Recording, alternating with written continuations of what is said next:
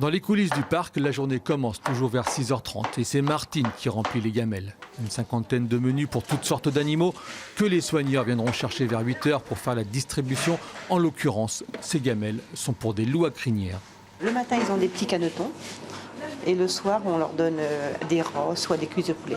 Une partie du temps des soigneurs animaliers est consacrée à cette distribution. Une autre est consacrée au nettoyage des cages, une manière pour eux de surveiller l'état sanitaire de leurs protégés.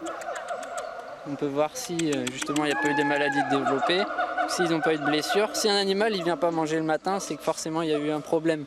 Après c'est à nous de voir quel problème s'est passé, s'il y a eu une bagarre, s'il y a eu une maladie, tout ça. Voilà. À quelques mètres de là, ce sont les rhinocéros qui occupent pour l'instant l'équipe vétérinaire.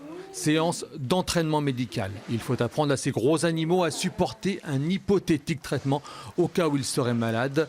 Et faire une prise de sang à un animal de 1800 kg n'est pas chose facile. La compression que vous avez vue à l'oreille, c'est qu'en fait je fais la prise de sang à cet endroit-là. Il y a une veine sur l'oreille et du coup je comprime la veine et on les habitue à titiller la veine régulièrement et de temps en temps on fait la prise de sang. Et puis il y a Yves. Yves pour la plaine, donc on est à l'entrée de la plaine, donc d'ici 5-10 minutes on va pouvoir lâcher les animaux. Yves va entamer sa 25e saison sur le parc. Les 50 hectares, il les connaît par cœur. Il connaît toutes les espèces présentes, toutes leurs habitudes. Ici, tout est fait pour le bien-être des animaux et il reconnaît que les choses ont évolué de manière bénéfique depuis la naissance du parc. Évidemment, les choses ont beaucoup évolué en 50 ans, parce que à l'époque, beaucoup d'animaux n'étaient pas rentrés dans les bâtiments.